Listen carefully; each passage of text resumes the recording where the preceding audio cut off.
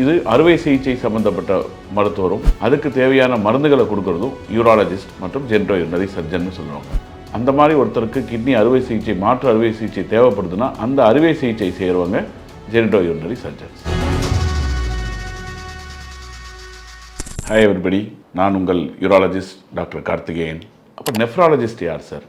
Nephrologist என்ன பண்ணணும் அப்படிங்கிறத பார்க்கலாம். அப்படின்னா இது அறுவை சிகிச்சை சம்பந்தப்பட்ட மருத்துவரும் அதுக்கு தேவையான மருந்துகளை கொடுக்கறதும் யூராலஜிஸ்ட் மற்றும் ஜென்ட்ரோயூரினரி சர்ஜன் சொல்லுவாங்க. நெஃப்ராலஜிஸ்ட் என்ன பண்ணுவாங்க அப்படின்னா ரத்த சுத்திகரிப்பு, கிட்னி வேலை செய்யாமல் போகிறத தடுக்கிறதும், வேலை செய்யாமல் போனால் அதை பாதுகாக்கிறதும், அவங்களுக்கு டயாலிசிஸ் தேவைப்படும் போது டயாலிசிஸை இனிஷியேட் பண்ணுறதும், கிட்னி ஒருத்தருக்கு மாற்று அறுவை சிகிச்சை தேவைப்பட்டால் யாருக்கு தேவை, அவங்களுக்கு எந்த கிட்னி பொருந்தும் அப்படிங்கிறத எக்ஸாமின் பண்ணி அனலைஸ் பண்ணுறவங்க தான் நெஃப்ராலஜிஸ்ட்.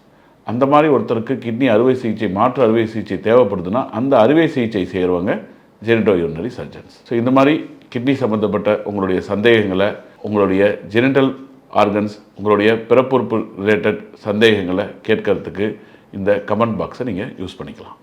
நன்றி, வணக்கம்.